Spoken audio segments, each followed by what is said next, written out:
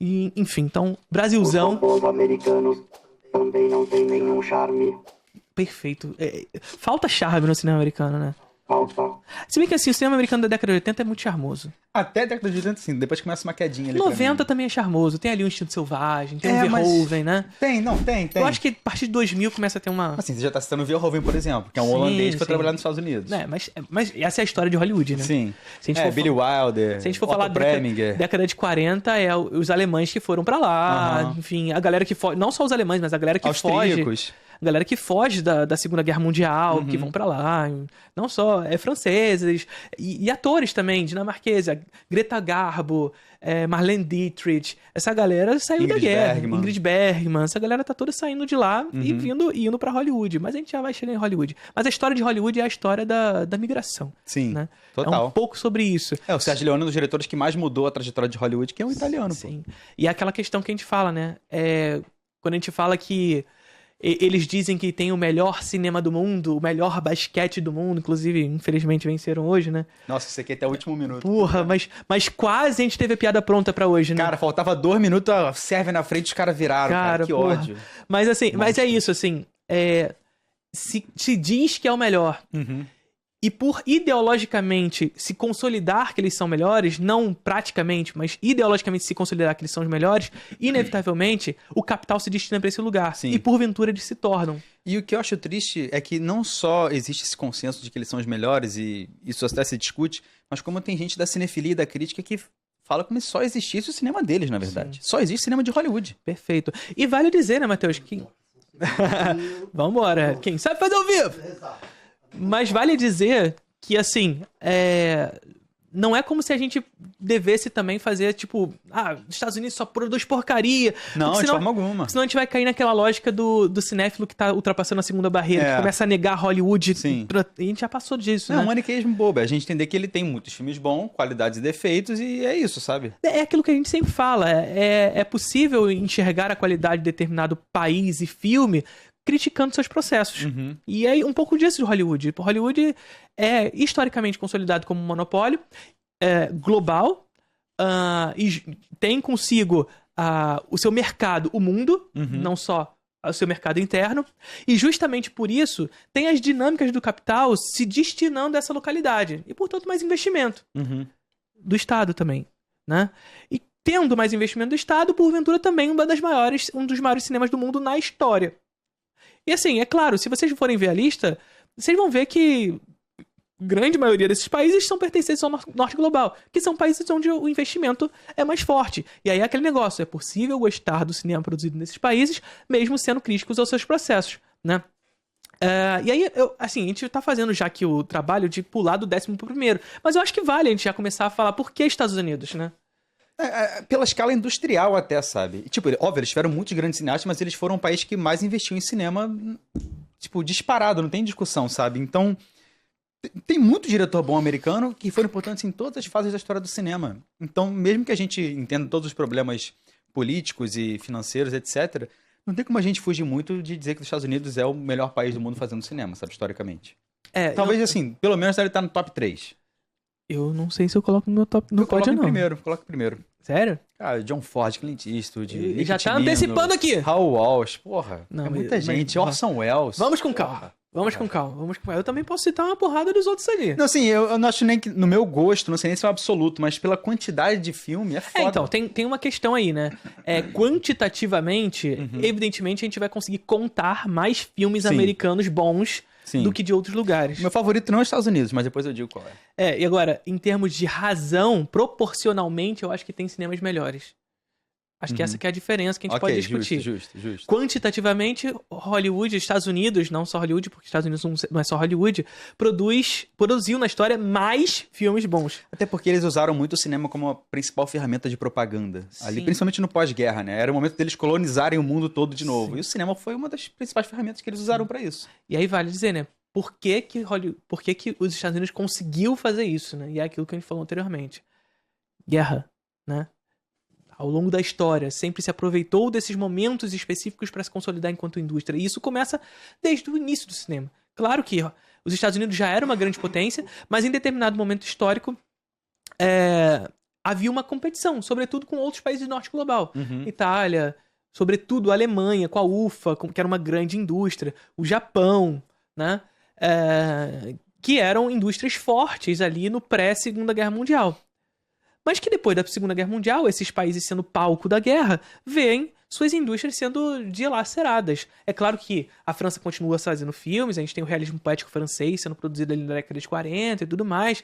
A Itália continua fazendo filme, a gente tem os peplums ali sendo produzidos na década de 40 também. Mas é claro que essa indústria se enfraquece nesse contexto. E esse enfraquecimento é o peito aberto para a entrada dos Estados Unidos nesses países. É o que acontece com o Brasil na década de 80, né? Quando a nossa indústria entra em crise na década de 80 por causa do neoliberalismo e tudo mais, a gente para de fazer nossos filmes. É claro que a gente fazia filmes, já existe uma crise. Os Estados Unidos entram nesse lugar. Sim. Aproveita esse espaço vazio. E a Segunda Guerra Mundial foi isso, né? Um espaço vazio produzido pela queda dessas indústrias é peito aberto para a entrada deles, que está intimamente relacionado a um processo político, né? A gente tem o Plano Marshall nesse contexto, né? O Plano Marshall foi o plano de recuperação econômica dos países europeus no pós-Segunda Guerra Mundial, países esses que foram palco da guerra mais uma vez, que tinha como intuito não fazer com que esses países caíssem na rede do comunismo, que vinha do leste ali como uma ameaça, o fantasma do comunismo, que tava ali dando o direito ao trabalhador, tá ligado? Então assim, olha lá, tem um perigo chegando ali.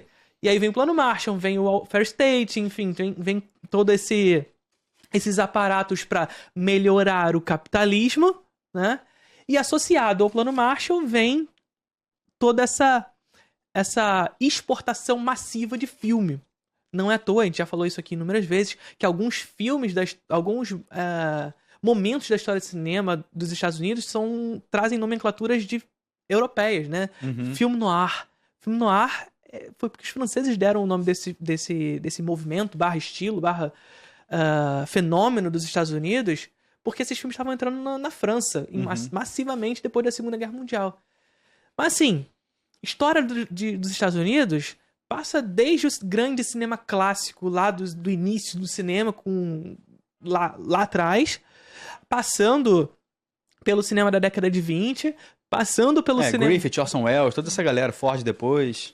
Charlie Chaplin, Buster Keaton, enfim, Harold Lloyd, e depois a gente tem o cinema noir, e a gente tem Billy Wilder, enfim, uma galera produzida. E aí a gente começa a ver justamente essa Hollywood sendo Hollywood, Estados Unidos sendo esse centro de migração também, o mundo meio que transformando o modo de fazer da indústria dos Estados Unidos. A indústria dos Estados Unidos, ela não é pura, ela é fruto dessa entrada massiva desses migrantes da Segunda Guerra Mundial, mas também de outros contextos, né? Passando pelo cinema da Hollywood, da era de ouro de Hollywood, na década de 50, com a chegada de Hitchcock, enfim. Década de 60, um momento ali de crise de Hollywood, mas ainda com grandes coisas sendo produzidas. Década de 70, com a nova Hollywood, e aí a gente tem a galerinha lá, né? O Francis Ford Coppola, Scorsese, Spielberg, essa galera toda nessa época. George Lucas, Brian De Palma, o pica desse momento. Mas... Não, é o melhor daquela galera disparada, né? Mas assim, sem sombra de dúvida. É porque a galera jovem da cinefilia tem essa crença, né? Do Scorsese e tudo mais. O Scorsese é um grande diretor, gente, mas assim, não tem a menor comparação com o Brian De Palma. Pra mim também não. Desculpa aí se você é muito fã do Scorsese, se o Scorsese pra você é o grande ídolo. E o pessoal acha que a gente odeia. Na verdade, eu não odeio o Scorsese. Eu também não. Eu acho um bom cineasta, inclusive. Sim, mas é isso, mas eu acho que o De Palma tá em outro patamar. Tá, outro. E assim, aí você não fala, mas aí, cadê o Brian De Palma hoje? A lógica do fazer de hoje não cabe ao De Palma. É a indústria de hoje que destruiu com o De Palma. Não é porque ele é ruim, é porque destruíram com ele nessa lógica hiperrealista. Se você vai ver um filme do De Palma na década de 80, você vai ver que não faz nem sentido aquele tipo de filme hoje. É claro que ele não ia fazer da mesma maneira, mas aquela lógica desse cinema que abraça a fantasia, que abraça esse... maneirista que você fala, esse burlesco, sabe? Essa... Pouco se importar com a lógica das coisas, não cabe no cinema de hoje. Então não é como se ele desaprendeu a fazer cinema, é só porque o cinema de hoje não abraça mais esse tipo de cineasta, infelizmente. E o Scorsese é um cara que meio que sempre fez essa lógica aí, né? E eu não tô falando que é ruim. É um grande cineasta, mas não tem a menor comparação com o Brian De Palma. Mas menor. Sabe aproveitar. Ah, sabe muito, ele é Sabe. muito marqueteiro, gente. É bastante marqueteiro. E a filha dele também. Muito, muito, mas é uma fofa. É uma fofa, O adoramos. 9 a gente pode pular, que a gente já falou da Coreia do Sul fora, né? Coreia do Sul. Mas aí a gente pode defender os outros que a gente colocou. Que foi Irã e Irã União e Soviética. União Soviética. Qual que você quer Cara, começar? União Soviética. Mas, União Soviética? cara, Eisenstein já começa com Eisenstein já, né? É. Passa por Tarkovsky, que tem aquela discussão russa, União Soviética. Mas enfim, é um cinema muito rico e muito importante para o desenvolvimento da linguagem do cinema. O termo montagem é um termo soviético, sabe? Então, tecnicamente mesmo, historicamente, politicamente, é um dos cinemas mais importantes da história. E é um cinema dialético no que tem assim, porque é claro, montagem não é um termo que surge na União Soviética. Não, mas é defendido por eles, né? Porque tem Defendido. essa disputa entre montagem e edição. Sim. Os americanos usam edição porque Sim. montagem acabou virando um termo Não. reconhecidamente soviético, Sim, apesar de não sim. ser criado por eles. Não, e é defendido por eles, naquele contexto histórico ali da década de 20, como a técnica rei do cinema. Sim. Então seria, segundo os soviéticos, naquele contexto da década de 20, a técnica que amadureceria a linguagem cinematográfica. E a década de 20 é considerada, até aquele momento, o momento de amadurecimento do cinema, o momento onde a linguagem do cinema atingiu a sua maturidade. Uhum. Né? Mas é tão dialético que os próprios soviéticos compreendem a montagem dos Estados Unidos, de Griffith e tudo mais, Sim, sim. e a aprimoram. Essa é a parada, né? Eu acho que isso que é importante, esse aprimoramento. Mas mais do que isso, a gente tem que ver também que o surgimento do cinema soviético também é um surgimento muito conturbado, Uhum. né? Porque é isso. O construtivismo russo / montagem soviética, ela surge num momento histórico muito relevante pra eles. Porque assim, em 1917 estava rolando a Revolução Russa. A União Soviética se fundou em 1922. Tá ligado? O Eisenstein faz a greve e o Encoraça Potemkin em 1924. Então assim, dois dos grandes filmes na história do cinema tá ali em 1924, 2 anos depois da fundação da União Soviética. Sabe? E um momento histórico que... Isso aqui é uma coisa que a gente precisa sempre colocar em mente. Não é assim, Revolução Russa, pum, olha só, tudo virou o comunismo. Sabe? Até porque nem o comunismo virou, que é o socialismo. Então assim, pronto, acabou. Agora está tudo tranquilo. Não existe mais... Utopia, né? Virou a utopia e mais do que isso, assim, fez isso, a classe dominante, ela desistiu. Sabe? A classe burguesa que antes dominava naquele contexto, ela deixou de existir porque acabou, sabe? Não.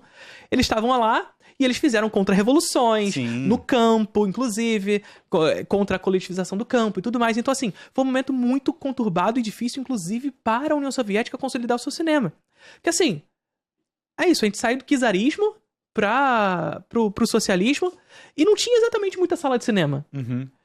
O cinema soviético, ele se consolida com as poucas salas de cinema que tinham e com o cinema itinerante, que era esse cinema que levava o cinema pra classe trabalhadora nas vilas, nos vilarejos e tudo mais, e a galera ia lá passar os quinoprávidas do Vertov e tudo mais, assim, nesses cinemas itinerantes. Não é igual aos Estados Unidos, tá ligado? Que já tava... Tudo bonitinho, as salinhas espalhadas, tipo, Sim. com máquina de propagação cultural. E aí até me perguntam sobre isso, assim, por que o socialismo perdeu porque os Estados Unidos ele consolidou a indústria melhor do que a União Soviética? Olha a diferença histórica da questão, sabe? E não é nem só isso, Matheus, porque a gente estava falando agora que França, Reino Unido, Japão, Alemanha foram palco da Segunda Guerra Mundial. A União Soviética foi o palco mais devastado da Segunda Guerra Mundial. É o país que mais perdeu soldados, inclusive. Foram mais de 20 milhões de mortos na Segunda Guerra Mundial. Então, assim, mais uma vez, é um país que em 1917 tem a sua revolução, 22 ele é fundado, e assim, de 22 a 30 é a preparação para a guerra. Porque eles sabiam, os soviéticos sabiam que ali, em 1917, só foi possível a revolução porque a galera estava preocupada com a Primeira Guerra Mundial. Porque se não tivesse a Primeira Guerra Mundial, a galera ia invadir a União Soviética já naquele momento. Uhum. Então, assim, eles sabiam que mais cedo ou mais tarde eles seriam invadidos. Sim. E dito e feito, foi. Sobretudo com o crescimento e o avanço do nazifascismo. Né? Então eles sabiam que isso ia acontecer. A pergunta era, quando? Ia ser? Ia. O problema é quando. E aí os desafios da União Soviética, né? A gente tem a virada do cinema mudo, por exemplo. E aí tem todas as questões das patentes. A União Soviética sofreu com esse processo também, porque um país socialista, que evidentemente não conseguiu as patentes para realizar, então chegou tardiamente no cinema falado. Então veja, como é um cinema conturbado. Mas que não para só nesse momento, a gente está se centralizando também na década de 20, né? Mas a gente tem esse cinema na década de 20 produzido ali por Eisenstein, Vertov, Dovzhenko, Pudovkin e companhia. A gente tem, posteriormente, na década de 30, 40, o realismo socialista, que também é um grande cinema. A gente tem, a partir da segunda metade da década de 50, 60, esse novo cinema soviético, né? Com Larissa Sheptiko, Elin Klimov e companhia, né? Com Vai Veja já é um filme da década de 80, mas a gente tem a ascensão da Larissa Sheptiko ali na década de 60. A gente tem o Guerra e Paz do Bondarchuk ali na década de 60 também. Então, assim, um cinema muito grande, até 1991, um cinema muito grande, já que, inclusive, Vai Veja o maior, se não o maior, filme de guerra da história do cinema, ali na década de 80, nesse limiar ali do fim da União Soviética. Então, vale fazer essa menção aí, a União Soviética como esse. Foi uma época linda. Eu era um lada nessa época. Você foi pro espaço, Robô, nessa época? Sim, acompanhei as primeiras missões. Monark discorda. Espaço? Espaço é o estúdio. Eu não aceito o nome de bicicleta aqui. Foi o Tarkovsky, no caso você foi junto com a União Soviética, então foi o Solaris, Tarkovsky, né? Foi no Tarkovsky que fez a filmagem pra você, né? Laika era minha melhor amiga. Boa. A gente chega agora na Alemanha, né? Que é um cinema que até hoje tem muita força, inclusive. Até né? hoje, até Mas hoje. eles tiveram um dos primeiros movimentos relevantes, que foi o expressionismo alemão, mas também teve o Kammerspiel, depois teve os novos cineastas alemães, com o Herzog chegando, por exemplo, o Wim Wenders. E eu acho que ele merece a 8ª colocação, eu talvez colocaria até um pouco mais pra cima. Eu acho que é melhor que alguns que estão ali na frente, com toda certeza. Ah, é? E aí, assim, é isso. É aquilo que a gente falou anteriormente. Se a gente for pegar essa década de 20, que é o momento do amadurecimento dessa linguagem, a Alemanha é um dos grandes pilares desse momento. A gente tem a União Soviética, evidentemente, produzindo ali a montagem soviética, mas a gente tem a Alemanha produzindo expressionismo, mas não só expressionismo, produzindo também a Kammerspiel, que é um movimento concomitante ali, contemporâneo ao expressionismo. O expressionismo vai ser um movimento muito influente, não só naquele momento histórico, mas para a história do cinema, tendo o Gabinete do Dr. Caligari como um dos seus filmes-chave, tão chave que ele não só desenha os moldes do expressionismo, como daquilo que se chama de caligarismo, para entender a importância do filme. É algo muito particular dele, sabe? E o Kammerspiel é um movimento que ele conseguiu muito bem entender as tensões sociais que existiam naquela Alemanha, né? Então você pega o Diário de uma Garota Perdida, do Pabst, e você sente de onde veio o nazismo, sabe, um pouco. Você percebe que os problemas sociais ali de relacionamento das pessoas mesmo, de divisão de classes, já estava surgindo, criando cenário para algo pior vir, sabe? Então são filmaços, mas também é doloroso de assistir, sabe? Sim. E do Pabst vale, assim, a mesma história que você trouxe, assim, de entender o que vem, o que tá por vir na Alemanha. Ele faz também Diário de... Uma Garota Perdida? Não, Diário de uma Garota Perdida foi o que você citou. É A Caixa de Pandora. Caixa de Pandora. Que é com a Louise Brooks também, maravilhoso. E também Rua das Lágrimas, que é interpretado pela Greta Garbo, que é um baita de um filme maravilhoso, de 1926. Só que isso é interessante, né, Matheus? Porque são dois filmes, são dois movimentos contemporâneos, o Kammerspiel que não dialogam, né? Que não se dialogam esteticamente, mas tematicamente sim, né? Sim, pra caralho.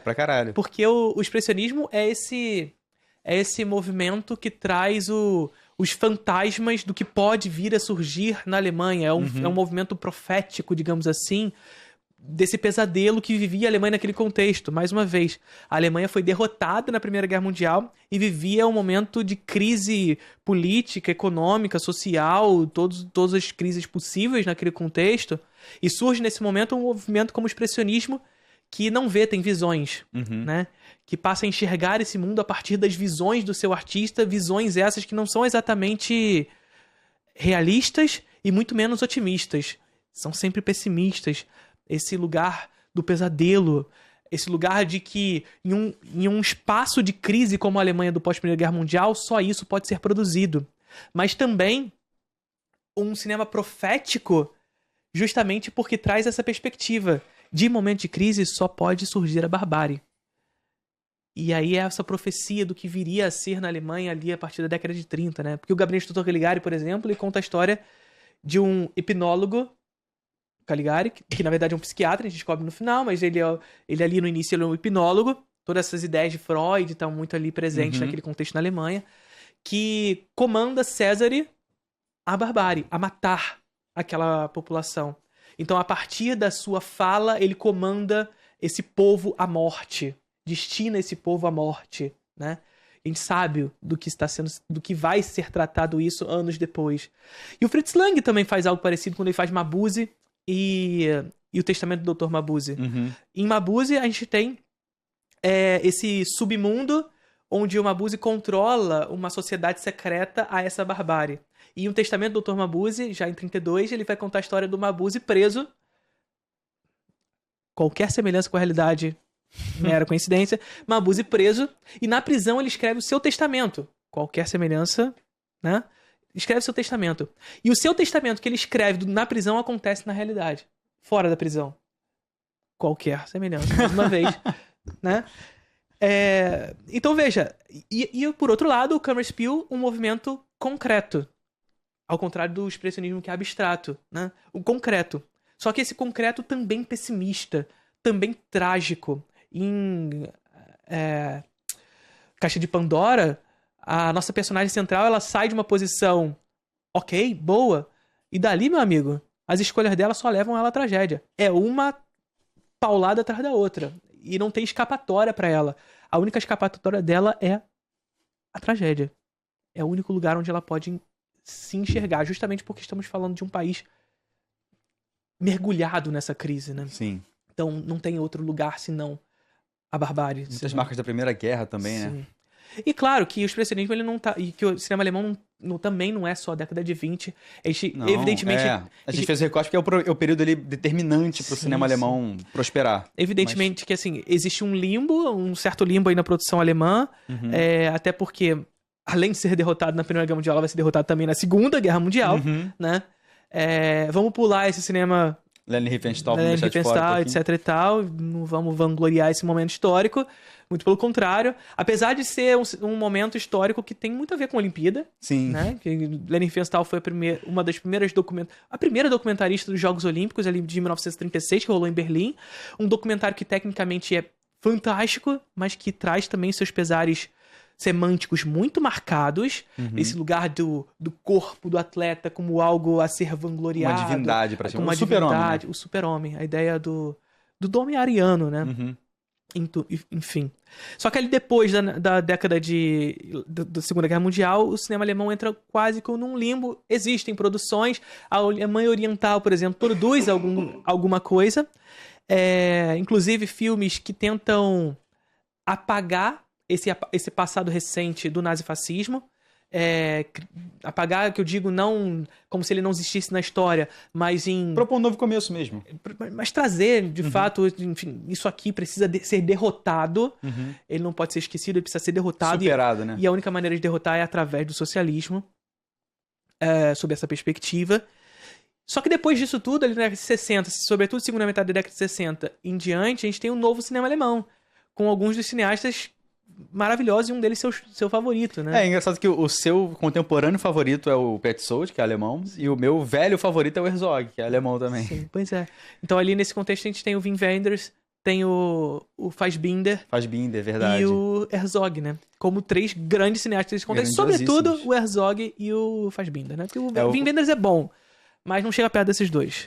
Não, o Fassbinder foi um dos primeiros grandes cineastas a falar sobre identidade sexual, gênero, essas discussões, de forma muito aberta. Muito aberta, muito aberta. Eu vi poucos filmes dele, quero ver mais, mas todos que o Hitchcock já fazia de alguma forma, só que tinha o código Reis ali, né? Exatamente. Que impedia isso de acontecer, mas o Fassbinder é muito aberto a essa discussão. E o Herzog é curioso porque, apesar dele ser o meu favorito desses, ele é o cineasta que ele mais saiu da Alemanha, né? Sim. Ele fez filme em todos os continentes, em trocentos países diferentes, o cinema dele é um negócio muito global, fala muito mais sobre a humanidade como um todo, o negócio de falar que ele é um cineasta antropólogo. Sim. Mas é alemão, então é isso. Entra pra conta. Sim. E aí a gente pode citar filmes produzidos nesse momento. Asas do Desejo, Alice nas Cidades, As Lágrimas Amargas de Peter von Kant, enfim, Fitzcarraldo, A Guerra e a Cólera dos Deuses. Então, assim, só filme maravilhoso sendo produzido nesse contexto. E a gente vai pro cinema alemão contemporâneo também, com Christian Petzold, a Nova Escola de Berlim, enfim. Então, só... A Alemanha merece muito esse lugar aí. Não esse lugar específico que a gente vai discutir ainda, mas está nesse top 10, com certeza.